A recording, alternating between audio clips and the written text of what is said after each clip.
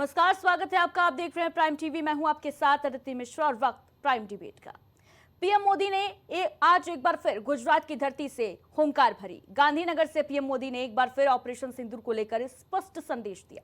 पाकिस्तान को, आतंक के आकाओं को एक बार फिर चेताते हुए कहा कि हम हर कांटे को निकालकर फेंक देंगे। लेकिन इस दौरान पीएम मोदी ने इतिहास के पन्ने पलटते हुए विपक्ष पर भी निशाना साधा।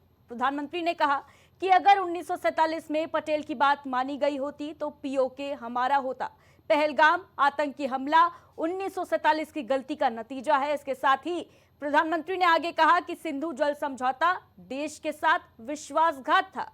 वहीं इस पर कांग्रेस भी हमलावर है। पीएम मोदी के जुबानी वार के बाद कांग्रेस ने सवालों की झड़ी लगा दी। कांग्रेस का कहना है कि बीजेपी निम्न दर्जे की राजनीति कर रही है, इतिहास के पन्नों को तोड़ मरोड़ कर पेश कर रही है। आतंकवाद से लड़ाई में इतिहास को पलटना जरूरी है या मजबूरी है, इस पर करेंगे चर्चा। लेकिन इससे पहले सुनिए गुजरात की धरती से मोदी के हुंकार और उस पर कांग्रेस का पलटवार। साथियों, 1947 में जब मां भारती के टुकड़े हुए,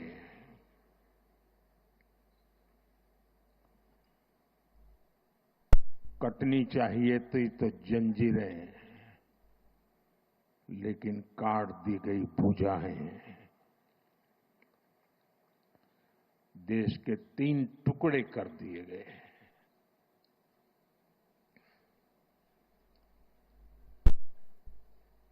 और उसी रात पहला आतंकवादी हमला कश्मीर की धरती पर हुआ।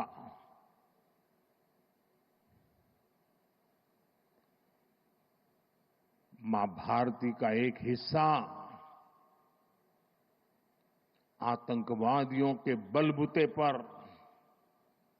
मुजाहिदों के नाम पर पाकिस्तान ने हड़प ले लिया।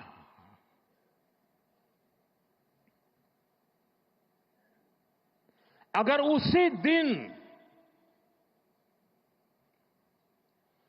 इन मुजाहिदों को मौत के घाट उतार दिया गया होता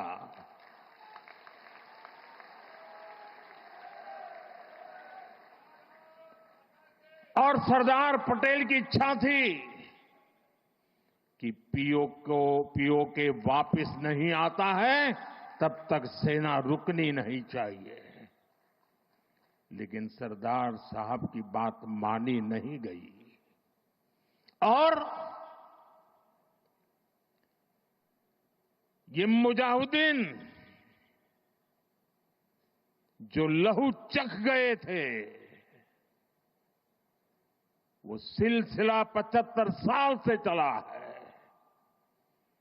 पहलगाम में भी उसी का विकृत रूप था। 75 साल तक हम झेलते रहे और पाकिस्तान के साथ जब युद्ध का नौबत आई, तीनों बार भारत की सैन्य शक्ति ने पाकिस्तान को धूल चटा दी। देश को कैसे बर्बाद किया गया है। 1960 में जो इंडस वाटर ट्रीटी हुई है, अगर उसकी बारीकी में जाएंगे तो आप चौंक जाएंगे। यहां तक तय हुआ है उसमें कि जो जम्मू कश्मीर की अन्य नदियों पर डैम बने हैं, उन डैम का सफाई का काम नहीं किया जाएगा, डिसिल्टिंग नहीं किया जाएगा। सफाई के लिए जो नीचे की तरफ गेट है वो नहीं खोले जाएंगे। 60 साल तक ये गेट नहीं खोले गए और जिसमें 100% पानी भरना चाहिए था, धीरे धीरे इसकी कैपेसिटी कम हो गई। 2%, 3% रह गया। 22 तारीख अप्रैल की रात से आज तक भाजपा की जो ओछे दर्जे की राजनीति, बहुत निम्न स्तर की राजनीति, जो जयेश चाहता है, जो पाकिस्तान चाहता है, आपने वही उन्हीं की भाषा में बात की, आपने वही विचारधारा दिखाई, आपने वही मानसिकता दिखाई। ये पीड़ा इस देश को हमेशा रहेगी, ये पीड़ा हम सब के मन में हमेशा रहेगी और ये सवाल आने वाली कई कई दशकों तक, शतकों तक पूछा जाएगा कि जब देश पर आपदा आई तो कौन क्या कर रहा था। मिसाइल पाकिस्तान पर दागनी थी, विपक्ष पर नहीं। और विपक्ष की बात कर रहा हूं मैं, सिर्फ कांग्रेस की नहीं, हमारे विपक्ष के और भी साथी जो वहां गए हैं डेलीगेशंस में, बहुत कायदे से, बहुत मजबूती से, they are very effective, more effective than I'm afraid the government also, in putting forward, in protecting the interests of India. पूरी विदेश नीति ट्रोल्स को आउटसोर्स कर दी, पूरी सुरक्षा नीति ट्रोल्स को आउटसोर्स कर दी, पूरी आंतरिक नीतियां जो है, राजनीति जो है, राजनीतिक विमर्श जो है, ट्रोल्स को आउटसोर्स कर दिया। ये उसका नतीजा है। तो ऑपरेशन सिंदूर के बाद प्रधानमंत्री मोदी का पहला गुजरात दौरा, आज दौरे का दूसरा दिन, जहां पर प्रधानमंत्री नरेंद्र मोदी ने आज एक और जहां पाकिस्तान को एक बार फिर कड़ी चेतावनी दी, वहीं दूसरी तरफ विपक्ष पर जमकर निशाना साधा। आज जवाहरलाल नेहरू की पुण्यतिथि है और इस मौके पर प्रधानमंत्री मोदी ने कांग्रेस पर कई प्रहार किए। कांग्रेस पर बड़ा हमला बोलते हुए प्रधानमंत्री मोदी ने यह कहा कि 1947 में अगर सरदार पटेल की बात हमने मानी होती, नेहरू ने मानी होती, तो पहलगाम आतंकी हमला नहीं होता। वहीं दूसरी तरफ कांग्रेस ने भी इस पर पलटवार किया है। कांग्रेस ने स्पष्ट किया कि भारतीय जनता पार्टी जो है, कांग्रेस का कहना है कि निम्न दर्जे की राजनीति पर उतर आई है और देश जो है वो सवाल कर रहा है। कांग्रेस ने सवालों की झड़ी लगा दी, ये प्रश्न किया कि पहलगाम के आतंकी कहां गए, जो शर्तें थी सीज फायर की वो क्यों नहीं बताई जा रही, क्या शर्तें थी जिनके बदौलत सीज फायर का फैसला लिया गया। तमाम मुद्दों को लेकर कांग्रेस पार्टी सरकार को, मोदी सरकार को घेरती नजर आई। पवन खेड़ा ने कहा कि जब सरकार को समझ में आया कि जो हमारी विदेश नीति है वो विध्वंसकारी है, हम उसके कारण अलग थलग हुए, तब ऑल पार्टी डेलीगेशन की बात की गई। तो साफ तौर पर विपक्ष लगातार हमलावर है। एक और जहां आतंकियों से निपटने की बात की जा रही है, वहीं दूसरी तरफ देश के अंदर राजनीतिक फूट नजर आ रही है। पक्ष और विपक्ष एक दूसरे पर आरोप प्रत्यारोप लगाते नजर आ रहे हैं।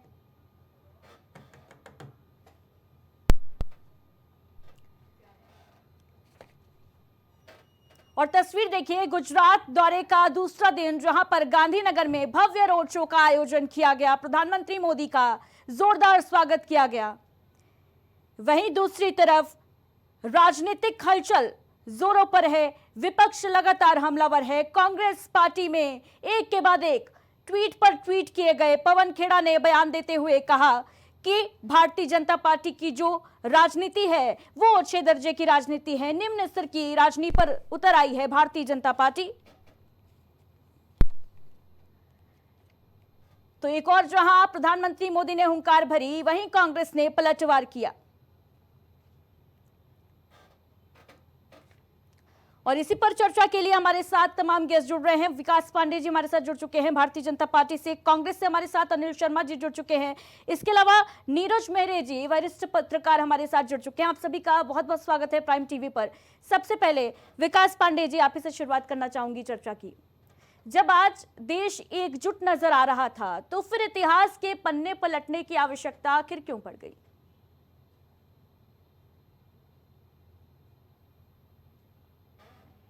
बहुत धन्यवाद अदिति जी। अदिति जी, जिस तरीके से प्रधानमंत्री जी के वक्तव्य को लेकर के आज हम सब यहाँ पर डिबेट कर रहे हैं और परिचर्चा में भाग कर रहे हैं और बार बार आप ये कह रहे हैं कि ये सेंटेंस कहने की माननीय प्रधानमंत्री जी को जरूरत क्या पड़े।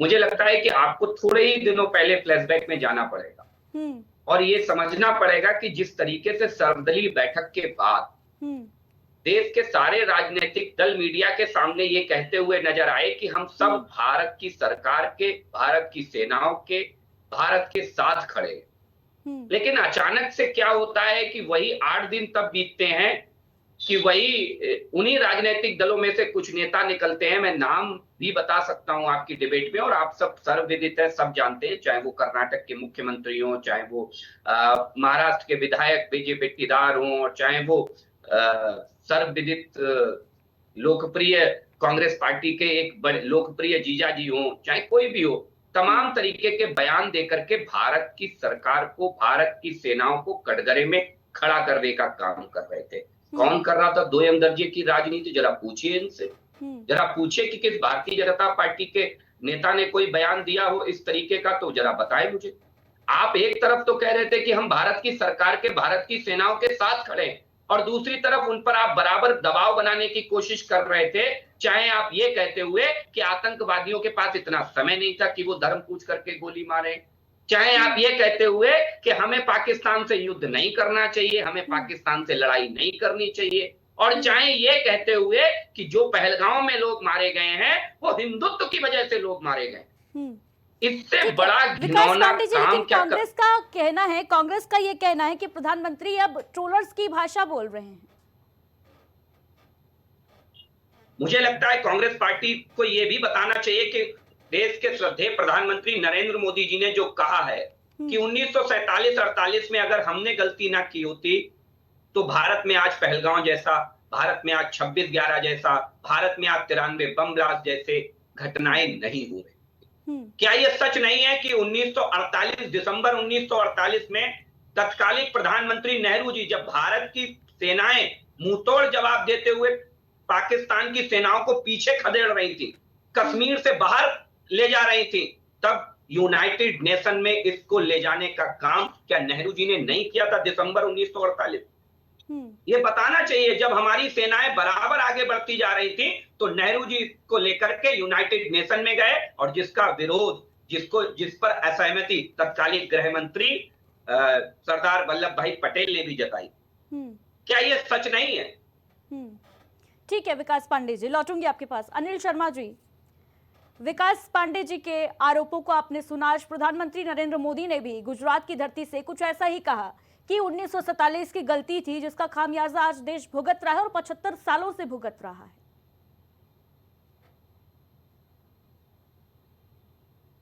अगर 1947 के समय और उससे आजादी से समय के पहले की बात अगर की जाए, उस वक्त अगर इनको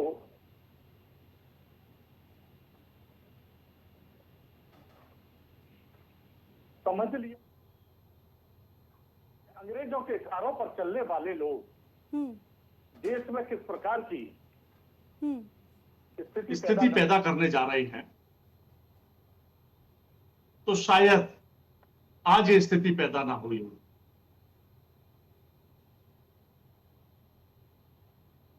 जब प्राइमरी के टीचर को 15 रुपए सैलरी मिला करती थी, तब वो कौन सी व्यवस्था थी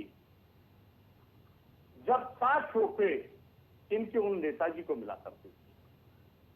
वो कौन सी गलतियां थी जब उस वक्त एक सरकार में जिन्ना और इनके नेता साथ में मिनिस्टर होते थे, एक थाली में खाने वाले होते थे। वो कुछ गलतियां ऐसी रही, अगर उनको दबा ठीक कर दिया होता ना कांग्रेस ने, तो शायद आज ये विरोधी जिस प्रकार से हैं ये पनप नहीं रहे होते। लोकतंत्र में परिवारवाद की अगर बात करते हैं तो लोकतंत्र में क्या परिवारवाद पहले नहीं रहा? परिवार में अगर कोई व्यक्ति योग्य है और आगे बढ़ता है तो क्या भारतीय जनता पार्टी में उनके परिवार के लोग आगे नहीं बढ़े हैं? कितने नेताओं की गिनती कराई जाए। अनिल शर्मा जी, यहाँ पर मुद्दा परिवारवाद नहीं है, यहाँ पर मुद्दा ये है कि मैं आपको बता दूं 1947 की क्या गलती थी? पटेल की बात नहीं मानी नेहरू ने, जिसका खामियाजा देश आज भुगत रहा है। बहुत सारे मुद्दे हैं। भारत विदेशी चश्मे के बजाय स्वदेशी संकल्प पर रास्ते पर चलता हुआ नजर आता है, ये मोदी जी कहते हैं। लेकिन एक बात पूछना चाहता हूँ, कितना स्वदेशी अपनाया है? आपको सूटेड बूटेड होकर चलने वाले व्यक्ति, अमेरिका के आगे घुटने टेकने वाले व्यक्ति, कितना स्वदेशी का आपने अपनाया है? दशकों तक करप्शन की संस्थागत बनाकर नहीं रखा जाता, ये मोदी जी कहते हैं। करप्शन क्या आपकी सरकार में नहीं हो रहे? क्या इससे पहले आपकी सरकारें थी उनमें करप्शन नहीं हुए? किस संस्था के द्वारा करप्शन को संस्थागत बना के रखा गया, क्लियर करें। अनिल शर्मा जी डिबेट को डिरेल कर रहे हैं आप। क्षेत्रवाद की खाई इतनी गहरी ना होती। ये मोदी जी ने जो सदन में कहा है, जो कांग्रेस के ऊपर जो लांछन लगाया है, मैं पूछना चाहता हूँ भारतीय जनता पार्टी से। ठीक है अनिल शर्मा जी, अनिल शर्मा जी का काम किसने किया है? ठीक है, मुद्दे पर वापस आ जाते हैं। ये सवाल खड़े हो रहे हैं, भारतीय जनता पार्टी ये आरोप लगा रही है कि इस दौर में कांग्रेस की तरफ से राजनीति की जा रही है। ये वो दौर था जब देश को एकजुटता दिखानी चाहिए थी। सर्वदलीय मीटिंग में एक और जहां राहुल गांधी ने पहले ये कहा कि देश के साथ है, उसके बाद कांग्रेस पार्टी हमलावर हुई, तमाम आरोप लगाए गए। एस जयशंकर के बयान को लेकर भी राजनीतिक मुद्दा बनाया गया। इसको लेकर क्या कहेंगे? क्या वजह है, क्या आपत्ति है कांग्रेस पार्टी को? कांग्रेस अगर सवाल पूछे तो गलत है, विपक्ष में रहकर के सवाल नहीं करना चाहिए। आखिर क्या वजह रही जो अव्यवस्था फैली? जब पूरे देश ने जब एकजुटता के साथ आपके साथ खड़ा हुआ था, फिर क्या वजह रही कि आप सरेंडर हुए? 1971 में इंदिरा जी ने जब अमेरिका के दबाव के बावजूद भी कह दिया कि आप दबाव बनाते रहिए, जो भी करना चाहे करिए, लेकिन 2 टुकड़े पाकिस्तान करके दिखाए। लेकिन यहाँ स्थिति ये है कि जैसे ही अमेरिका ने ये धमकी दी, इनके मित्र डोनाल्ड ट्रंप ने धमकी दी कि आप अगर सीज फायर नहीं करेंगे तो हम आपके साथ व्यापारिक समझौते में बहुत सारे नुकसान कर देंगे। डर गई मोदी जी। क्यों? जब पूरा देश आपके साथ खड़ा था, एकजुटता के साथ खड़ा था, कोई सवाल नहीं कर रहा था, फिर आखिर ऐसी वजह क्या रही? आप कांग्रेस के ऊपर सवाल खड़े करते हैं। राज्यसभा के अंदर कश्मीर और पंडितों की बात कही, कश्मीर पंडितों को कश्मीर छोड़ने की नौबत न आती, आखिर क्यों? क्या सरकार? ठीक है अनिल शर्मा जी, लौटूंगी आपके पास। नीरज मेहरे जी को चर्चा में शामिल करते हैं। सरकार थी और उस सरकार को समर्थन कौन दे रहा था? भारतीय जनता पार्टी। इतनी कमजोर सरकार आपकी थी कि कश्मीर और पंडितों को कश्मीर छोड़ने पर मजबूर हो। कांग्रेस की सरकार में ये नहीं। ठीक है अनिल शर्मा जी, यहाँ पर मुद्दा कश्मीरी पंडित नहीं है। नीरज मेहरे जी, आज जिस तरीके का सियासी पारा बढ़ता नजर आया, प्रधानमंत्री मोदी ने आज एक तरफ जवाहरलाल नेहरू की पुण्यतिथि भी है और इस मौके पर मोदी गुजरात में थे, जहां पर से प्रधानमंत्री ने कई वार किए विपक्षी दल कांग्रेस के ऊपर। 1947 का मुद्दा उठाया, 1960 का मुद्दा उठाया, ये भी कहा कि सिंधु जल समझौता जो था वो देश के साथ विश्वासघात था। किस तरीके से देखते हैं? प्रधानमंत्री हैं मोदी जी, तो वो जो कहें वो सब सही है। इसमें क्या कहा जाए क्या न कहा जाए, लेकिन मुझे लगता है कि उन्हें यह भी देखना चाहिए था कि उस समय का कालखंड क्या था, उस समय की परिस्थितियां क्या थी, उस समय के जो राजनेता थे जिन्होंने हमारे देश का निर्माण में और आगे बढ़ाने में बहुत सारी चीजों को देखा होगा, समझा होगा, परिस्थितियों को समझा होगा। उसके बाद आज हम यहाँ खड़े हैं कि आदरणीय मोदी जी देश के प्रधानमंत्री हैं। अगर वो इस तरह की बात करते हैं तो मुझे लगता है कि वो उस समय रहे भी नहीं थे जब इस समय की चर्चा हो रही है, क्योंकि जो उम्र उनकी बताई जा रही है उस हिसाब से तो वो इस योग्य भी नहीं थे कि वो कुछ चीज समझ पाए। बहुत सारी चीजें हैं। मुझे लगता है कि उस समय जो राजनेता थे वो मूर्ख नहीं थे। अगर मूर्ख होते तो आज हम आजाद भारत में नहीं बैठे होते, डिजिटल इंडिया में नहीं बैठे होते, सड़कों का जाल जो बिछाया जा रहा उनमें नहीं बैठे होते। बहुत सारी चीजें हैं, उन परिस्थितियों पे भी विचार करना चाहिए चूंकि वो देश के प्रधानमंत्री है। दूसरी बड़ी बात यह है अदिति जी कि आज हम बात कब की कर रहे हैं? 47 हम पीछे जा रहे हैं। पूरी दुनिया में भारत एकमात्र ऐसा देश है जो 75 साल पीछे की चर्चा कर रहा है। पूरी दुनिया का हर देश 50 साल, 100 साल, 200 साल आगे की योजनाएं बना रहा है, तब हम देश में पीछे जा रहे हैं। रही बात जो आदरणीय मोदी जी ने एक बात कही कि हम शांति चाहते थे, हम युद्ध नहीं करना चाहते थे। देखिए एक चीज, अदिति जी सारे प्रवक्ता भी बैठे हैं, कांग्रेस के भी हमारे भाई बैठे हैं, अनिल जी, भारतीय जनता पार्टी से भी पांडे जी बैठे हैं। बंदूक चलाने का लाइसेंस जिला अधिकारी देता है। बंदूक चलाने का कलेजा माँ के पेट से लेकर बच्चा पैदा होता है। बहुत सारी चीजें हैं जिनको गंभीरता से देखना चाहिए। इस तरह की बातें, चूंकि वो देश के प्रधानमंत्री हैं, जो कहेंगे सब सही है। मुझे नहीं लगता कि इस तरह की बातें अब देश में होनी चाहिए। सवाल पे सवाल आप खड़े कर रहे हैं, जो विपक्ष कह रहा है, विपक्ष पे आप आरोप लगा रहे हैं। केवल एक चीज का सवाल पूछना मैं भारतीय जनता पार्टी के प्रवक्ता से आपके माध्यम से चाहूंगा दीदी जी, कि एक नियम है कि अगर कोई संवेदनशील इलाका होता है जहां सेना देखरेख करती है, जैसे कश्मीर में है, वहां पे जो पर्यटन स्थल खोले जाते हैं वहां सेना एनओसी देती है। सेना एनओसी का देने का मतलब ये होता है कि वहां की सुरक्षा की जिम्मेदारी सेना की थी। सेना वहां लगी थी। 8 दिन पहले वहां सेना हटाई गई, और कहां गई वो सेना और क्यों हटाएगी, इसका जवाब कोई नहीं दे रहा। क्यों नहीं दे रहे? जब देश ठीक की है। 140 करोड़ जनता आपके साथ थी, पूरा विपक्ष आपके साथ था, आप तमाम ऐसे सवाल खुद ही खड़े कर रहे हो। हमें लगता है कि जो बात मोदी जी कह रहे हैं, ट्रंप ने कहा, ट्रंप से बात हो गई, ट्रंप ने कहा व्यापार को ले, व्यापार नहीं, व्यापार में नुकसान हो जाएगा, व्यापार नहीं होगा। मुझे लगता है कि सिंदूर पे व्यापार भारी पड़ गया। सिंदूर की जिसकी देश के यशस्वी प्रधानमंत्री जी बात कर रहे हैं, उस पर व्यापार भारी पड़ गया है। तमाम ऐसी चीजें हैं ठीक है जिनको नीरज यदि मेरे आप जी, कह दो, यदि ठीक है कर लो। नीरज मेरे जी, जवाब ले लेते हैं विकास पांडे जी से इस बात का। विकास पांडे जी, क्या व्यापार पर सिंदूर भारी पड़ गया? लगातार आरोप लगाए जा रहे हैं, 1 महीने से ऊपर बीत चुका है, लेकिन इस बात की जानकारी अभी भी स्पष्ट नहीं हो पाई है कि चूक कहां पर हुई। देखिए, सबसे बड़ी चीज तो ये है कि भारतीय जनता पार्टी ने, जब हमारी सरकार ने, भारत की सरकार ने सर्वदलीय बैठक बुलाई, तो उसमें बहुत सारे विषयों को स्पष्ट किया था। कुछ चीजें ऐसी थी जिनको लेकर के मुझे लगता है सार्वजनिक रूप से चर्चा नहीं होनी चाहिए, लेकिन कांग्रेस पार्टी की फितरत है और कुछ लोगों की फितरत है कि उन पर सार्वजनिक चर्चा करने का उनका मन होता है। और जब मन होता है तो मुझे लगता है कि इस देश में सबसे बड़ा सुरक्षा लीग अगर कोई था तो देश के प्रधानमंत्री का उसके घर में हत्या हो जाना, उससे बड़ा सुरक्षा लीग कोई नहीं था। नीरज जी हमारे इस बात से बहुत इत्तेफाक रखेंगे और मुझे लगता है कि इतिहास में ना जाने की बात बार बार दुहाई देने की बात ही इसीलिए हो रही है कि जब इतिहास में जाएंगे तो वो गलतियां उजागर हो जाएंगी जिनको सुधारने का काम नरेंद्र मोदी जी आज कर रहे हैं। ये मुझे लगता है कहीं ना कहीं इसीलिए बार बार उस चीज को ढाल बनाया जाता है कि इतिहास में नहीं जाना चाहिए। बिल्कुल जाना चाहिए सर। हमारा पड़ोसी देश है चाइना, जरा पता करिए चाइना की जीडीपी कितनी थी जब भारत आजाद हुआ और भारत की जीडीपी कितनी थी, जरा पता करिए इस बात। और मुझे लगता है इससे बहुत कुछ शीशे की तरह साफ हो जाएगा कि हम बात बार बार इतिहास पर क्यों लेकर के जाते हैं। इस देश को कहां होना चाहिए था और कहां नहीं पहुंच पाया आजादी के 60 सालों में, इस बात का आकलन जरूर होना चाहिए नीरज जी, और मुझे लगता है कि ईमानदारी से होना चाहिए। और जब आज देश के प्रधानमंत्री नरेंद्र मोदी जी ये कहते हैं, आप कहते हो व्यापार भारी पड़ गया सिंदूर पर, मुझे लगता है 300 लोग 93 में मारे गए थे नीरज जी, और 150 से ज्यादा लोग 26/11 में मारे गए, और तमाम लोग दिल्ली में सीरियल बम ब्लास्ट हो, बनारस में बम ब्लास्ट हो, अयोध्या में बम ब्लास्ट हो, जयपुर में बम ब्लास्ट हो, तमाम बम ब्लास्ट जिनमें हजारों लोग मारे गए इस देश के अंदर। जरा पूछिए कितनी बार कांग्रेस पार्टी ने ये हिम्मत दिखा पाई कि जरा आंखें तक तरेरी हो। आंखें तरेना तो दूर की बात है दीदी जी, कभी द्विपक्षीय डायलॉग तक बंद किया हो पाकिस्तान से, कभी बंद नहीं किया। जवाब दे दीजिए इस बात का, क्योंकि ये आरोप लगातार लग रहे हैं और ये फैक्ट भी है कि जिस सिंधु नदी समझौते को स्थगित किया गया सरकार के द्वारा पहलगाम आतंकी हमले के बाद, वो इससे पहले जो तमाम आतंकी हमले हुए यूपीए की सरकार में, कांग्रेस की सरकार में, उसके बाद इतने कड़े फैसले आखिर क्यों नहीं लिए गए? बड़े आरोप लगाने का बीजेपी का बहुत पुराना रहा है, लेकिन अपने गिरेबान में झांकने की आदत नहीं है बीजेपी की। सदन पर हमला कब हुआ, किसकी सरकार थी?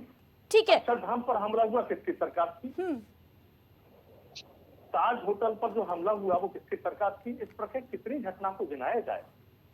ये जीडीपी की अगर बात करते हैं तो जीडीपी, इनकी सरकार में जीडीपी किस प्रकार स्तर गिर रहा है। रुपये की बात करते थे देश के, जब ये मुख्यमंत्री तब ये बात कहते थे कि देश की अगर रुपये की अगर कीमत गिरती है तो प्रधानमंत्री की गरिमा गिरती है।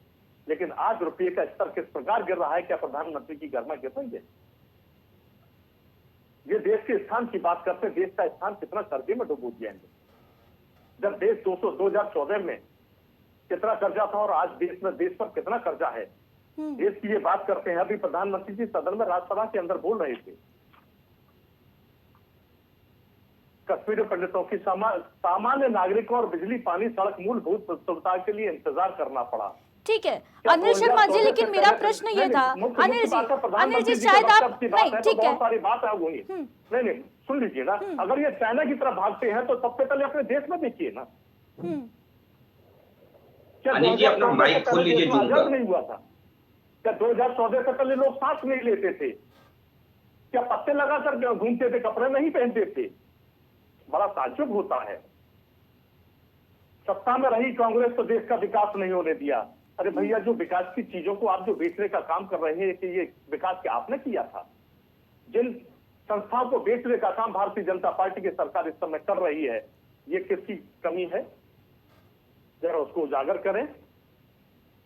ठीक है अनिल शर्मा जी, लेकिन मेरा प्रश्न ये था कि 26 से 11 आतंकी हमला हुआ, मुंबई पर अटैक हुआ, इसके बाद वहां पर जो पर्यटक थे, विदेशी नागरिक भी शामिल थे, पूरी दुनिया भारत के साथ खड़ी थी। उस वक्त कोई ठोस कदम क्यों नहीं उठाया गया पाकिस्तान के ऊपर? कौन कहता है कि ठोस कदम नहीं उठाया गया? बहुत छोटा सा सिंपल कार्यक्रम है। 10 रुपए का पोस्टल ऑर्डर लगाइए, भारत की सरकार से पूछिए, जवाब आपको मिलेगा बिल्कुल। क्योंकि कार्रवाई क्यों नहीं? कौन कहता कि नहीं कार्रवाई हुई? कार्रवाई नहीं होती तो आतंकवादी दोबारा भारत में होते। लेकिन जब जब बीजेपी की सरकार रही है, गिन गिन कर उद्यम हुए हैं और ये उनको रोक नहीं पाए। समझौता किसने कराया? भारत संधि यात्रा किसने निकाली? भारतीय जनता पार्टी ने। पाकिस्तान के प्रधानमंत्री को आगरा में लाकर किसने बिठाया? आगरा के लोगों को सांस लेने की फुर्सत नहीं थी जब परवेज मुशर्रफ को आगरा लाया गया और उसके बाद कारगिल का हमला हुआ। ये बात करते हैं। आज सबसे बड़ा मुद्दा है आतंकवाद। कश्मीर मुद्दा इतना बड़ा नहीं है, आतंकवाद सबसे बड़ा मुद्दा है। अनिल जी, लेकिन प्रधानमंत्री तो ये कह रहे हैं ना, प्रधानमंत्री तो कह रहे हैं कि अगर 1947 में पटेल की बात मान ली गई होती, नेहरू ने पटेल की बात मानी होती, तो आतंकवाद नहीं होता, पाकिस्तान नहीं होता। अब सही मायने में कही जाए तो आपकी हिंदू महासभा को चलाने वाला, संगठन को बनाने वाला कौन था? अंग्रेजों के सारी पर बना। और जिन्ना की पार्टी को बनाने वाला मुस्लिम लीग, उनके सारी पर। ये दोनों लोग मिलकर देश में बेमनस्ता फैलाकर और जातिवाद में बांटने का, धर्मवाद में बांटने का काम करते रहे और आपस में दोनों एक रहे। मैंने पहले भी कहा, जब प्राइमरी के टीचर को 15 रुपए की तनख्वाह मिलती थी तो अंग्रेज इनको 60 रुपए किताब के देते थे। क्या इसका जवाब है भाजपा के पास? क्या इनकी मदर पार्टी थी ना जनसंघ, आरएसएस? लेकिन ये एक ही बात है, हम तो 80 में बने, उससे पहले कुछ था ही नहीं। कहाँ है वो जनसंघ? उसका सिर्फ समाज करने की बात की जाती है। लेकिन सही बात तो यह है कि देश की जनता को भ्रमित करने के लिए आज मोदी जी उल जलूल बातें कर रहे हैं। ठीक है नीरज मेहरे जी, दूर नजर आता है हर वक्त। ठीक है अनिल शर्मा जी, आनाकानी करते हैं, लेकिन सही मायने में सही जवाब अगर विपक्ष मांगता है तो आखिर ठीक है। कांग्रेस का साफ तौर पर ये कहना है कि आज जो प्रधानमंत्री ने ये बयान दिया है वो देश की जनता को गुमराह करने के लिए दिया गया है। नीरज मेहरे जी, अमित शाह जी वहां होकर आई थी। क्या कहेंगे आप इस पर? क्या गुमराह करने की कोशिश की जा रही है देश को? देखिए अदिति जी, मुझे लगता है कि ये तमाम सारी बातें जो अभी हमारे भाई हैं विकास पांडे जी ने भी कही, तो उनमें एक चीज हम कहना चाहेंगे आपके माध्यम से। स्पष्ट बात, पंडित नेहरू, महात्मा गांधी, मौलाना आजाद, सरदार पटेल, भगत सिंह, चंद्रशेखर आजाद अगर ये नहीं होते तो आज हम गुलामी की जंजीरों में बंधे होते और हम किसी अंग्रेज के यहाँ साफ सफाई का काम कर रहे होते। पहली चीज ये नोट कर लीजिए। दूसरी बड़ी बात, उस समय के प्रधानमंत्री, पहले प्रधानमंत्री देश के पंडित जवाहरलाल नेहरू थे और अटल बिहारी वाजपेयी जी तक चले जाइए, आदरणीय अटल बिहारी वाजपेयी चले जाइए। किसी आदमी ने गौमांस बेचने वाली कंपनी से करोड़ों रुपया इलेक्टोरल बोर्ड के माध्यम से चंदा नहीं लिया था। वो सिर्फ काम आपने किया है। न ही देश के पहले प्रधानमंत्री से लेके और आदरणीय अटल बिहारी वाजपेयी तक किसी आदमी ने पूरे देश को बेच के और गिरवी ने रखा होता जो आप इतना चंदा कर्जा लेकर देश को चलाने की बात कर रहे हैं। दूसरी बड़ी बात जो बार बार आदिति जी कही जा रही है, तो एक लाइन में कविता सुनाना चाहूंगा आपको और आपके दर्शकों को और हमारे अजीत आदरणीय विकास पांडे जी को, कि यदि होता मैं किन्नर नरेश तो राजमहल में रहता, सिर पर मुकुट चमकता। यदि होता तो देश नहीं चलने वाला, देश चलने वाला है सिस्टम से। रही बात जो आप युद्ध की बात कर रहे थे, 1971 में भी लड़ाई हुई थी, हमने भी देखा, हमने भी पढ़ा है, देखा नहीं मैंने पढ़ा है निश्चित रूप से। उसमें स्पष्ट लिखा है, दिखाया गया है 80,000 पाकिस्तान के सैनिकों ने आत्मसमर्पण किया था। आप मुझे बताइए कितने आपने पाकिस्तान के सैनिकों से आत्मसमर्पण करा दिया और देश पाकिस्तान के 2 टुकड़े हो गए थे। तमाम ऐसी चीजें जो मैंने पहले कहा, सिर्फ आप शांति क्यों चाहते हैं? क्योंकि आप कर्जा इतना ले चुके हैं और पाकिस्तान ने, जैसे अभी हमला हुआ, विवाद हुआ, झगड़ा हुआ, पाकिस्तान ने कर्जा लिया, कर्जे से हथियार खरीदे और फिर कर्जा वापस चला गया, वहीं आ गया। तो आप कर्जा इतना ले चुके हो कि दुनिया में अब विश्व बैंक आपको कर्जा नहीं देगी। तो तमाम चीजें आपने घुमा फिरा के वहां ला के खड़ी कर दी। देश की जनता को गुमराह करने की आवश्यकता नहीं है। और मुझे लगता है कि पंडित जवाहरलाल नेहरू जी से लेकर, एक मिनट आदित्य जी बस, लेकिन सेकंड ये में भी खत्म आरोप कराऊं, एक नीरज सेकंड जी में। लगाए अदिति जाते जी, रहे हैं। ठीक है, ठीक है, अपनी बात कंप्लीट कर लीजिए आप। आदित्य जी, एक चीज, पंडित जवाहरलाल नेहरू से लेकर अटल बिहारी वाजपेयी जी तक किसी आदमी ने, तमाम ऐसी चीजें हैं जो आप जनसभा की चुनाव लड़े, मटन मछली और मंगलसूत्र को नहीं लेके गए मार्केट में, वो घर के अंदर रहने वाली चीजें हैं। आप सड़क पे ले आए मटन, जनता के मुद्दों पे आप बात नहीं करना चाहेंगे, महंगाई, बेरोजगारी, सड़क, बिजली, पानी, स्वास्थ्य, तमाम ऐसी चीजें। हम तो एक ही सवाल कर रहे हैं, आप हमें ये बता दीजिए कि पहलगांव में सेना किसके आदेश पे हटी, इसकी जांच कर लीजिए। इससे पहले जम्मू कश्मीर के राज्यपाल थे मलिक, उन्होंने क्या कहा कि सेना को क्यों मरने नहीं दी, कमांडो मरे थे, क्या आपने किया, क्या क्या आरोप आप पर लगाए गए, मैं उनको नहीं दोहराना चाहता क्योंकि वो संवैधानिक पद पे थे, उन्होंने उसके बाद वहां आरोप लगाए। अब वो भी सब षड्यंत्र आप बता देंगे कांग्रेस करा रही है। मुझे लगता है कि आरोप प्रत्यारोप नहीं होने चाहिए। जो चीजें हैं, पाकिस्तान हमारा दुश्मन है, हम झेल रहे हैं आतंकवाद को, उसका जवाब देना चाहिए, और जवाब दिया था तो मुंह तोड़ जवाब देना चाहिए था। इंदिरा गांधी जी ने भी दिया था, अटल बिहारी वाजपेयी जी ने भी दिया था। उन्होंने सदन में स्पष्ट रूप से कहा था कि अमेरिका से हमारे पास भी फोन आया था, मैंने कहा ठीक कि है 1 इंच नीरज जी, जमीन भी लेकिन भारतीय अगर जनता पाकिस्तान पार्टी के तो ये कब्जे में कह रही रहेगी है, तो हम भारतीय जनता कोई पार्टी तो ये समझौता नहीं कह रही है करेंगे। ना कि हम पहली बार ऐसा हुआ है कि हम पाकिस्तान के दिल में घुस गए, पाकिस्तान के पंजाब में घुसकर हम वार करके लौटे हैं। इससे पहले जो पाकिस्तान से युद्ध हुआ उनमें क्या हुआ था, उनमें पाकिस्तान के अंदर नहीं घुसे थे क्या? और 80 करोड़ जो सैनिकों ने आत्मसमर्पण किया था 1971 में, वो क्या हम बांग्लादेश से लाए थे क्या? वो पाकिस्तान के लोग थे। आप अगर आप पावरफुल थे, लड़े थे, हम देश की सेना पे कोई सवाल नहीं उठा रहे। भारतीय जनता पार्टी ये बता दे, अटल बिहारी वाजपेयी जी से लेके पंडित नेहरू जी के समय तक कौन से भारत के सांसद, विधायक, मंत्री ने सेना के ऊपर सवाल उठाए? किसी ने किसी आतंकी की बहन बताया कर्नल सोफिया को? शर्म आनी चाहिए आपको। देश की सबसे योग्य महिला, आप बताइए, 3 पीढ़ियां उनकी देश के लिए कुर्बानी दे चुकी, आप उन पे आतंकवादियों की बहन बता रहे हैं। आप उसके बाद ठीक उस है। मंत्री के खिलाफ कार्रवाई करने में आपके हाथ कांप रहे हैं। माननीय न्यायालय ने अपने आप स्वतः संज्ञान लिया, उसके बाद ठीक है। एफआईआर हुई और न्यायालय नीरज ने मेहरी कहा जी जवाब आपको देना चाह रहे हैं, एफआईआर विकास लिखने की भी पांडे अकल नहीं जी है। इस बात का जवाब देना चाह रहे हैं, विकास पांडे जी। विकास जी, और मुझे लगता है कि 2-3 चीजें वो बताते बताते ये बताना भूल गए। 80,000 नहीं, 93,000 सैनिकों ने 71 में आत्मसमर्पण किया था, और उस तत्काल उस समय का और आज भी इतिहास में दर्ज है कि इतने बड़े पैमाने पर सैनिकों का आत्मसमर्पण कभी नहीं हुआ। लेकिन उसके बाद भी आप ये समझिए, हमारे हाथ खाली, तत्कालीन प्रधानमंत्री की हिम्मत और हैसियत नहीं पड़ी आदित्य जी कि वो ये बात कर पाते कि बात होगी तो पीओके पे होगी। क्या बात कर पाए? नहीं कर पाए। यहाँ तक कि हमारे 54 सैनिकों का कोई अता पता नहीं लगा, कहाँ चले गए, उस पर भी कोई बात नहीं हुई। तो ये था वो आत्मसमर्पण और उसकी सच्चाई, जिस पर हमारे सम्मानित विश्लेषक साथी बात नहीं करेंगे। आप कहते हैं, बार बार कहते हैं और कहते हैं, बीफ खाने वाली कंपनी से चंदा ले लिया और तमाम तरीके के आप आरोप लगाते हैं। थोड़ी देर तक के लिए मैं भूल गया था कि शायद विषय कुछ और था और आप बात कुछ और कर रहे हैं। हो सकता है कि कहीं और से कोई चीज निकल करके आ रही हो। मैं भूल गया था कि क्योंकि विषयांतर हमारे कांग्रेस के साथी हो जाते तो समझ में आता, लेकिन राजनीतिक साथी विषयांतर हो रहे थे तो पब्लिक उसे खुद ही अपने आप में आइडेंटिफाई करेगी। दूसरी चीज मुझे बता दीजिए, हजारों लोग भोपाल गैस त्रासदी में मरे थे मनीष जी, हजारों लोग। एंडरसन को किसने भगाया था भाई? किसने भगा दिया था और काहे भगा दिया था? जरा ये पूछिए।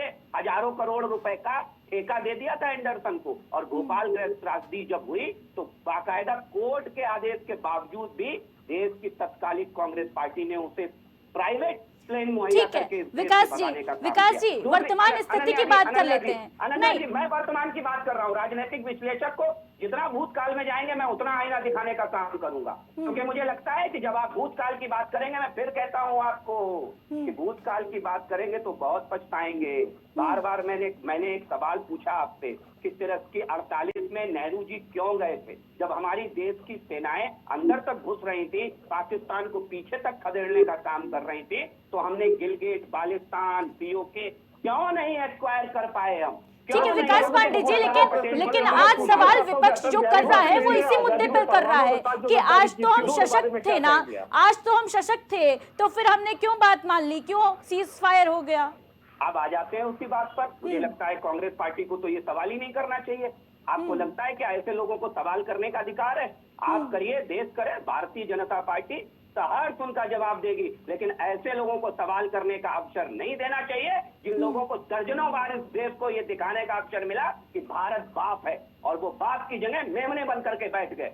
मेमने बन करके बैठ गए। उन लोगों को भारत की सरकार से, नरेंद्र मोदी जी से सवाल पूछने का अधिकार नहीं। ये हमने गुस्से मारा है। क्या इतिहास में कभी ऐसा हुआ कि भारत के ऊपर आतंकी हमला हुआ हो और भारत की सरकार ने इतने जबरदस्त रूप से पलटवार किया हो? क्या कभी ऐसा हुआ अनन्या जी? मुझे बता करके जाइए आप। विकास पांडे जी, मेरा नाम अदिति है। अलबत्ता एक चीज और अनन्या जी, अलबत्ता ऐसा जरूर हुआ कि कांग्रेस पार्टी के युवराज का लिखित बयान डोजियर फाइल किया था पाकिस्तान ने, लिखित डोजियर बयान शामिल किया था कि उनके बयान का हवाला दिया था यूनाइटेड नेशन में। ऐसे नेताओं से भगवान बचाए भारत को, ऐसी मेरी ईश्वर से प्रार्थना है। ठीक है, अनिल शर्मा जी क्या कहेंगे इस पर? विकास पांडे जी, समझ में नहीं, आवाज कम कीजिए। ठीक है, विकास पांडे जी ये आरोप लगा रहे हैं कि कांग्रेस पार्टी को सवाल करने का अधिकार नहीं है, क्योंकि कांग्रेस ने कभी भी आतंक के खिलाफ, आतंकवादियों के खिलाफ इतनी बड़ी स्ट्राइक नहीं की जो आज हुई है। मैं पूछना चाहता हूँ कि विकास पांडे जी राजनीतिक व्यक्ति हैं या बिल्कुल अनपढ़ व्यक्ति हैं? पहली बात, क्या राजनीतिक व्यक्ति है और बीजेपी के प्रवक्ता है? तो मैं इसे बहुत बड़ा सवाल ये है, क्या विपक्ष को सवाल पूछने का अधिकार नहीं है? इनके ये कैसे कह सकते हैं? क्या ये सर्टिफिकेट देंगे? कौन अधिकार सवाल पूछ सकता है? भारत का एक एक नागरिक सवाल करने का अधिकारी रखता है सरकार से। गजब है अनिल जी। अनिल जी, सवाल तो अनन्या जी भी आपसे पूछ रही हैं और आप गोलमोल घुमा दे रहे हैं। एक जवाब दे दीजिए। विकास पांडे जी, मैं आपको करेक्ट करना चाहूंगी, मेरा नाम अदिति है। नहीं बोला, सुन लीजिए अदिति जी, सॉरी। बात अगर मैंने कही है तो राज्यसभा के अंदर प्रधानमंत्री जी ने खुद ये कहा है कांग्रेस के खिलाफ सारे सब, और गिनवा दूं आपको, ये सदन की कार्रवाई के अंतर्गत हुआ है। कांग्रेस अपने पूर्वजों की गलतियां सुधार लीजिए, भारतीय जनता पार्टी के नेता केवल अपने पूर्वजों की गलतियां सुधार लीजिए। अंग्रेजों के साथ चमचागिरी करके आजादी के परवानों के साथ जो गद्दारी बीजेपी ने की थी, आप अनन्या जी, मैं इस पर इंटरप्ट करना चाहूंगा, क्योंकि इनके पास शब्द नहीं अनिल जी के साथ। अनिल जी के पास शब्द नहीं है। विकास पांडे जी जवाब लूंगी मैं आपसे, कंप्लीट करने दें। अनिल जी को बात कंप्लीट करने दें अपनी।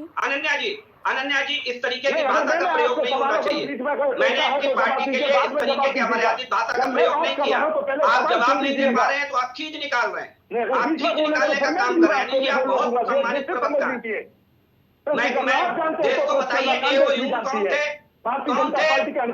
क्या इस देश के नागरिक थे जिन्होंने कांग्रेस पार्टी की स्थापना की? शब्द के अनुसार बात की जाएगी। और विलियम वर्ड कौन थे कांग्रेस पार्टी के राष्ट्रीय अध्यक्ष? जरा ये बताइए मुझे। क्या विदेशी नहीं थे? आप बार बार सवाल उठाते हैं विदेशियों ने किया, क्या वो विदेशी नहीं थे जो कांग्रेस पार्टी के राष्ट्रीय अध्यक्ष रहे? ठीक है विकास जी, मुद्दे से नहीं भटकते। अनिल शर्मा जी, मुद्दे पर आते हैं।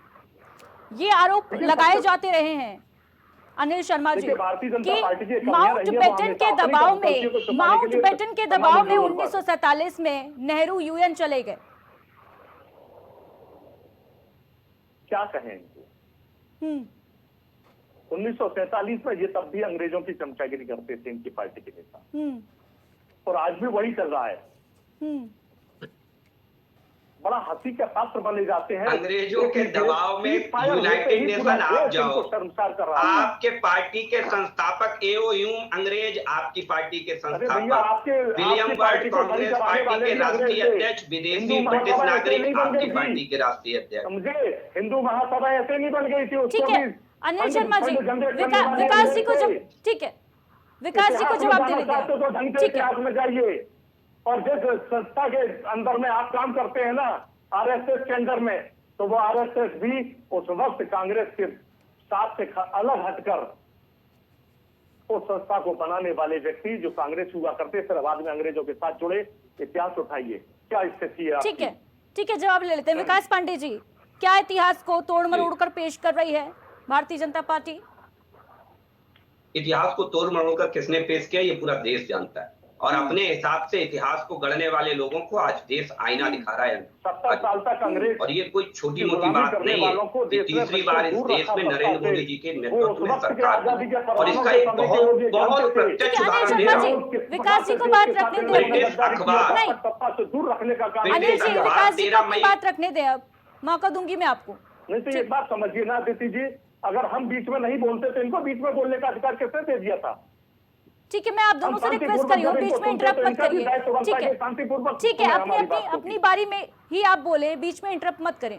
ठीक है, विकास पांडे जी बात कंप्लीट करिए अपनी। देखिए अदिति जी, मुझे लगता है कि जब इतिहास की बात होती है तो इतिहास में बार बार कांग्रेस पार्टी के लोग ये बताने को तैयार नहीं होते हैं।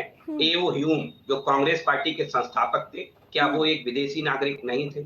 नहीं थे, जरा पूछिए इनसे। विलियम बेडवर्ड क्या वो कांग्रेस पार्टी के विकास पांडे जी, लेकिन उसका आज की तारीख से क्या कनेक्शन है? ये मुद्दे बार बार क्यों उठाए जाते हैं? क्यों इतिहास के पन्ने पलटे जाते हैं? क्या आज वो वक्त था कि हम इतिहास के पन्ने पलटे, या वो समय है जब हम आतंकवाद की जो लड़ाई है उसको आगे बढ़ाएं? बिल्कुल, आतंकवाद की लड़ाई पे पूरा देश जब कांग्रेस पार्टी की तरफ देख रहा था कि विपक्ष में आज कांग्रेस पार्टी बैठी हुई है और उसे इस देश के साथ खड़ा होना चाहिए, इस देश के साथ खड़े होने में नाकामयाब साबित हुई। अदिति जी, मैंने एक बार और कहा आपकी डिबेट में, मैं दोबारा फिर बता रहा हूं आपको। एक दौर याद करिए जब इंदिरा जी ने परमाणु परीक्षण किया था। पूरा देश तत्कालिक विपक्ष के नेता अटल बिहारी वाजपेयी जी के नेतृत्व में इंदिरा जी के साथ खड़ा था और उन्होंने कह दिया था, इंदिरा जी हम आपके साथ खड़े और कंधे से कंधे मिला करके खड़े। इसके उलट जब अटल बिहारी वाजपेयी जी प्रधानमंत्री थे और उन्होंने पोखरण में परमाणु परीक्षण किया और परमाणु परीक्षण के बाद अमेरिका बौखला गया। बौखलाए हुए अमेरिका ने भारत के ऊपर तमाम आर्थिक प्रतिबंध लगा दिए। तमाम आर्थिक प्रतिबंध लगाने के बाद यही कांग्रेस पार्टी के नेता, तत्कालिक नेता संसद में बयान देते हैं, का चाल चरित्र चेहरा है अदिति जी, और ये हर बार निकल करके आता है। चाहे वो राहुल गांधी ये पूछे कि हमारे कितने फाइटर जेट मारे गए, आप समझिए सेना कह रही है हमारे सारे सैनिक सुरक्षित हैं, कोई सैनिक हताहत नहीं हुआ। लेकिन मुझे बताए कि राहुल गांधी जी किसके इशारे पर ये संख्या मांगने की कोशिश कर रहे हैं, ये जानने की कोशिश कर रहे हैं। मुझे लगता है इतनी उत्सुकता तो चाइना को भी नहीं होगी, इतनी उत्सुकता तो पाकिस्तान को भी नहीं होगी कि भारत को कितनी क्षति हुई है, जितनी उत्सुकता राहुल गांधी को देश की क्षति जानने की हो रही है। ठीक है, सबसे बड़ा कैरेक्टर ठीक है, आइडेंटिफिकेशन है। विकास पांडे जी, लेकिन सरदार पटेल की आज जब बात हो ही रही है तो सरदार पटेल ने एक और पत्र लिखा था, उसमें उन्होंने ये कहा था कि जो हमारी सेना है उसके पास संसाधनों की कमी है, इसीलिए वॉर जो है उसको खत्म किया जाना चाहिए। देखिए, सेना के पास संसाधनों की कमी है, ये बिल्कुल कहा होगा सरदार पटेल जी ने, लेकिन सरदार पटेल जी ने इस बात का भी विरोध किया था कि नेहरू जी को यूनाइटेड नेशन नहीं जाना चाहिए था। क्या इस बात का विरोध सरदार पटेल जी ने नहीं किया? बिल्कुल किया था, और उसके बाद भी नेहरू जी यूनाइटेड नेशन जाते हैं। उसकी परिणति ये होती है कि आज तक हम वो पीओके का दंश हम आज भी झेल रहे हैं, आज भी हम उस दंश को झेल रहे हैं। उस पर जवाब देने की बजाय आप इधर उधर की हमारे विपक्ष के साथ ही बात करते हैं। बात निकलेगी तो, लेकिन विकास पांडे जी सवाल तो यही है ना कि आखिर क्यों हम झेल रहे हैं? अब तो 75 साल से अधिक समय गुजर चुका है, आखिर क्या वजह है कि आज भी हम झेल रहे हैं पीओके को? अनिल शर्मा जी।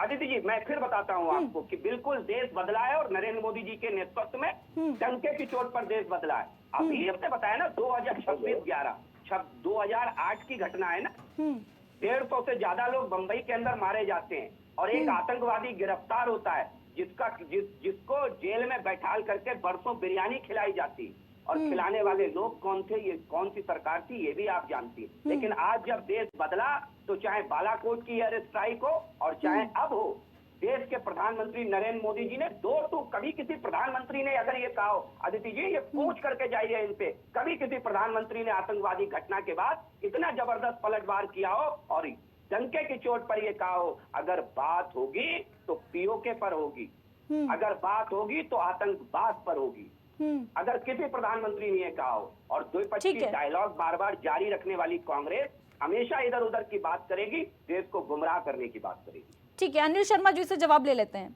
अनिल शर्मा जी, क्या कांग्रेस देश को गुमराह करने का प्रयास कर रही है क्या? विकास पांडे जी ये सवाल कर रहे हैं कि आखिर 26/11 के बाद क्यों नहीं इस तरीके से स्ट्राइक की गई? इससे पहले जो भी आतंकी हमले हुए यूपीए की सरकार में, क्यों नहीं स्ट्राइक की गई आतंकवादियों के ऊपर? बिरयानी खिलाई गई कसाब को।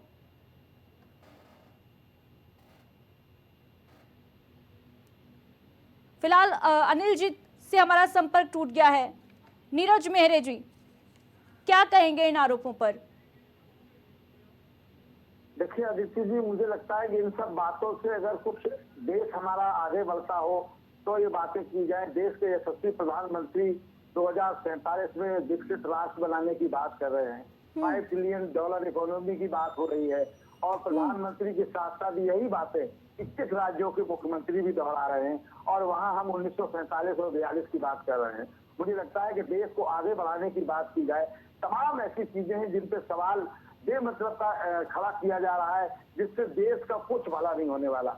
मैं ये कह रहा हूँ, जब आपने स्ट्राइक की, तमाम ऐसी चीजें अभी तैयार थी, सेना आपके साथ थी, विपक्ष आपके साथ था, पुलिस प्रशासन सब आपके साथ था, सारी देश की 140 करोड़ जनता आपके साथ थी, फिर पीओक्यू को छोड़ दिया गया। अभी ले लेते आप, अब बहुत सारी चीजें ऐसी हैं जिनको इस तरह से गुमराह न किया जाए, स्पष्ट बात की जाए। और देश के आप प्रधानमंत्री हैं, आपको इस तरह की बात, मुझे लगता है कि आप दुनिया के तमाम देशों के प्रधानमंत्री की बात सुन लीजिए, इस तरह की बचकानी और हल्की बात कोई आदमी नहीं करता। चाहे लोकसभा का चुनाव रहा हो, चाहे और चीजें भी रही हो, तो देश के प्रधानमंत्री हैं, उनके साथ सब विपक्ष खड़ा था, सब कुछ था, फिर इस तरह की बातें नहीं होनी चाहिए। और मैंने जो पहले कहा, पहले आप हमें ये स्पष्ट कर दीजिए कि सेना किसके आदेश पर हटी पहलगांव से? सेना ने एनओसी दी, सेना वहां लगी थी, सेना किसके आदेश पे हटाई गई? वहाँ स्थानीय पुलिस और सेना की जिम्मेदारी थी सुरक्षा की। फिर हत्या कैसे हो गई? कैसे लोगों के परिवार बेगुनाह मारे गए लोग?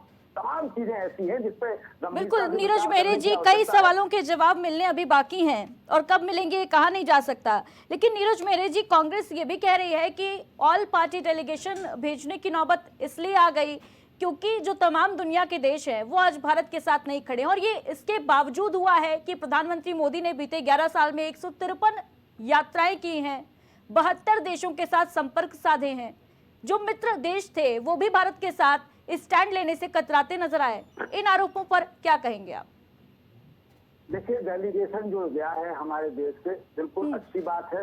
और डेलीगेशन के माध्यम से, डेलीगेशन का उद्देश्य समझ लीजिए आप, डेलीगेशन में जो व्यक्ति भी गया है विदेश में, चाहे जिस कंट्री में गया हो, वो एक एज ए प्रधानमंत्री के प्रतिनिधि के रूप में गया है। जो बात डेलीगेशन वहां कहेगा वो हमारे देश के यशस्वी प्रधानमंत्री के शब्दों को जोड़ के माने जाते हैं। क्योंकि डेलीगेशन का काम ये होगा कि वहां की आम आवाम को, आम जनता को, वहां के व्यापारियों को बताया जाएगा कि किस तरह से पाकिस्तान का चाल चरित्र और चेहरा है, कि मुंह में राम और बगल में छुरी रखता है। इतने दिन से हम इस आतंकवाद को झेल रहे थे।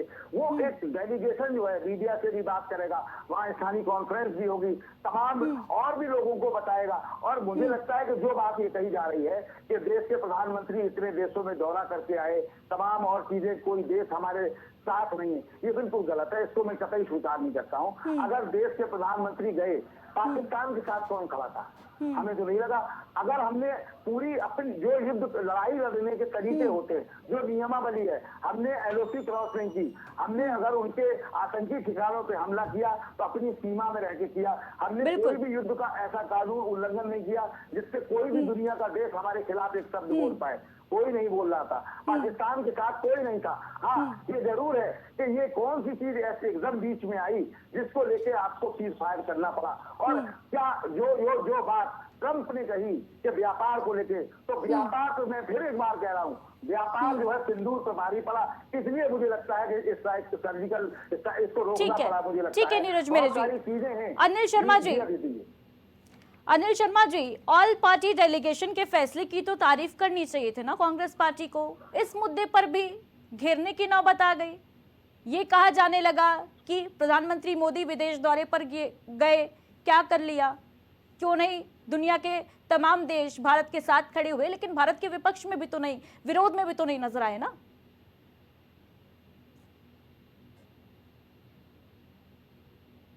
ठीक है, अनिल शर्मा जी से हमारा संपर्क नहीं हो पा रहा है। विकास Pandey ji, all party delegation पर सियासत जो है वो बरकरार है, वहीं दूसरी तरफ एस जयशंकर के बयान की अगर बात की जाए, उनके बयान को लेकर भी विपक्ष लगातार हमलावर है। हालांकि तमाम बार स्पष्टीकरण दिया जाता रहा मंत्रालय के द्वारा कि कहीं भी बिफोर शब्द का प्रयोग नहीं किया गया, लेकिन इसके बावजूद जो सियासत है वो थमती नजर नहीं आ रही। विपक्ष कह रहा है कि पहले से इन्फॉर्म कर दिया गया है, इसलिए हाफिज सईद भाग गया। देखिए, ये मुझे लगता है कहीं ना कहीं बड़ा हास्यास्पद विषय है कि देश के विदेश मंत्री, जो विदेश मामलों के मुझे लगता है बहुत अच्छे जानकार भी रहे हैं, विदेश सचिव भी रहे हैं, उनसे मुझे लगता है कि इस तरीके की चीजों को लेकर के कांग्रेस भी जानती है बहुत हद तक कि वो इसे केवल एक राजनीतिक मुद्दा बना नहीं, ये राजनीतिक रणनीति। बाकायदा जो उनका स्टेटमेंट आया, तमाम मीडिया चैनल्स ने भी चलाया है, वो ब्रीफिंग चलाई है, जिसमें वो बार बार कहते हुए नजर आ रहे हैं एट ऑन द मोमेंट। तो एट ऑन द मोमेंट का मतलब मुझे लगता है कि सारे राजनीतिक दल, कांग्रेस के दल हो चाहे सारे दल, बहुत अच्छे से समझते हैं, लेकिन एक राजनीतिक रंग देने की कोशिश हो रही है। दूसरी चीज, बार बार सीज फायर की बात आ रही है। हमारे नीरज जी भी कह रहे थे कि सीज फायर क्यों हुआ, इन शर्तों पर किया गया। देखिए, बहुत सी ऐसी चीजें हैं जो मुझे लगता है कि रक्षा की दृष्टि से, सुरक्षा की दृष्टि से सार्वजनिक नहीं की जाती है, लेकिन देश में पहली बार ऐसा हुआ है अदिति जी कि सिंधु जल समझौते को 1965 का तमाम हमले देखे भारत ने, तमाम भारत ने कुठाराघात देखा, तमाम हमारे लोगों ने जान गंवाई आतंकवादी हमलों में, 300, 400, 500 लोग एक हमले में हमारे यहाँ मारे गए। उसके बाद भी भारत ने इतना कठोर निर्णय कभी नहीं लिया जितना कठोर निर्णय भारत ने इस पहलगांव की पहलगांव की घटना के बाद लिया। सीज फायर के 2-3 बड़े कारण थे। देखिए, जिस तरीके से भारत बार बार अपने बचाव को करते हुए उनके ठिकानों को ध्वस्त कर रहा था। सरगोदा का बेस, एयरपोर्ट बेस, सबको पता है कि उसके पास न्यूक्लियर पावर बेस है उनका,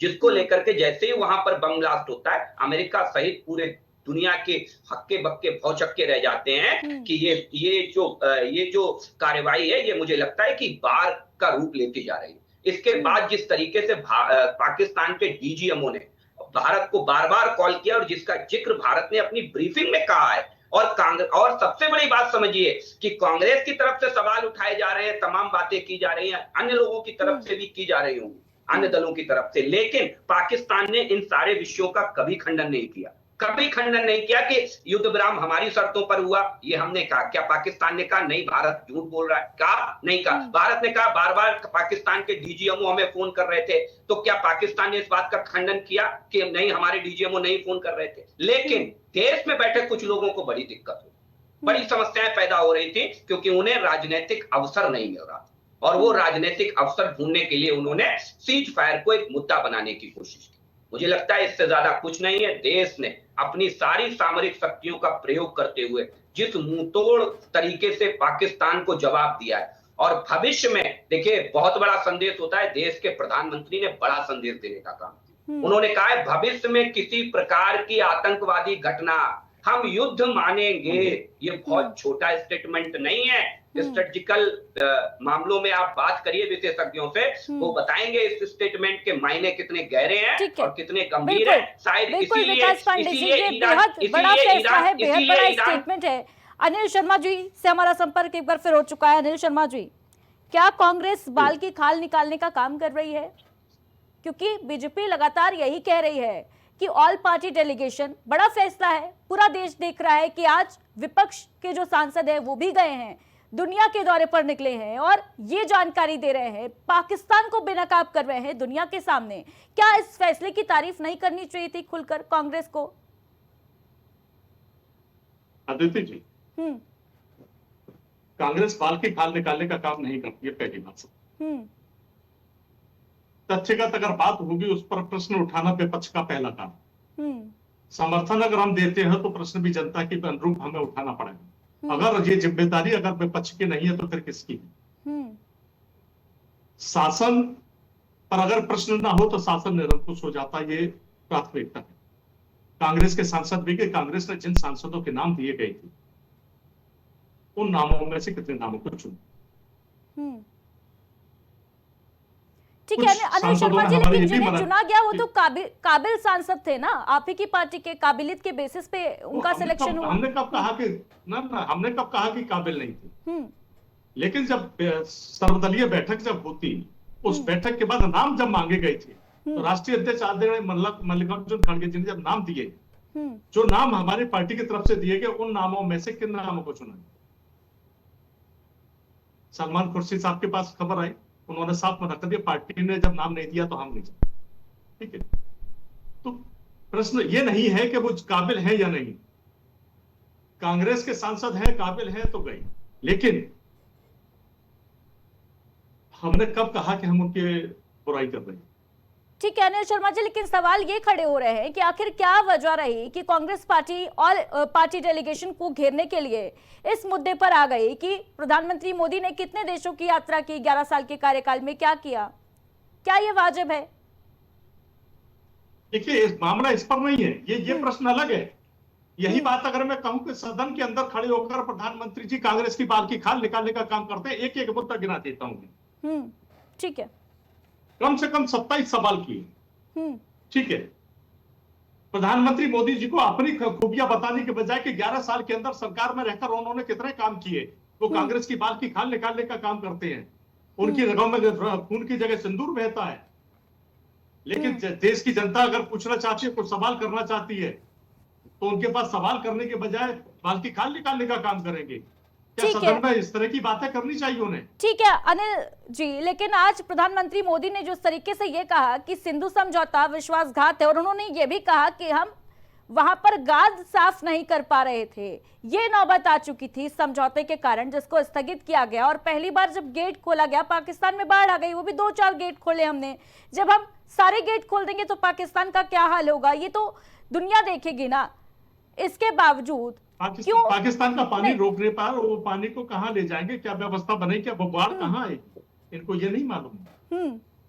दूसरी सिंधु समझौते की बात करते हैं, कश्मीर मुद्दे पर ये बात करते हैं। कश्मीर मुद्दे पर 1947 में राजा हरि सिंह जी ने जब ये कह दिया हम स्वतंत्र रहना चाहते हैं, पाकिस्तान ने जब हमला किया तब विलय हुआ, और उसमें भी 12 अनुच्छेद हुआ करते थे।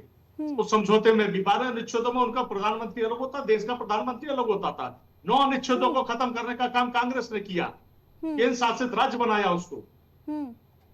ये क्या भारतीय जनता पार्टी ने किए? सवाल करना बहुत आसान है, लेकिन सही मायने में तथ्यागत अगर बात की जाए। ठीक है, अभी बीच में आपका थोड़ा सा इंटरप्ट हो गया था, दूसरी डिबेट का भी टाइम है। ठीक है, तो 8 बजे का टाइम उसको दिया ठीक है अनिल शर्मा जी, आप सभी का हमारे साथ जुड़ने के लिए बेहद बेहद शुक्रिया।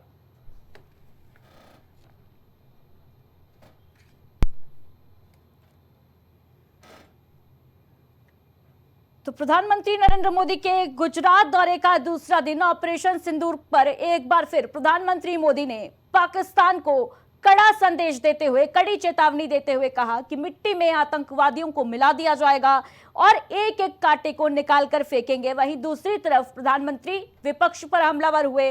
1947 से लेकर 1960 के दशक के जो भी फैसले थे उनको काउंटर किया प्रधानमंत्री मोदी ने, और ये कहा कि 1947 की गलती रही जिसका खामियाजा 75 सालों से भारत भुगत रहा था। वहीं दूसरी तरफ विपक्ष का वार भी लगातार जारी है। कुल मिलाकर कहा जाए तो पहलगाम आतंकी हमले के बाद जब देश को एकजुट होना था आतंकवाद के खिलाफ, तब सियासत जो है वो बरकरार है, सियासी तकरार बरकरार है। प्राइम डिबेट में आज के लिए फिलहाल इतना ही, दीजिए इजाजत, नमस्कार।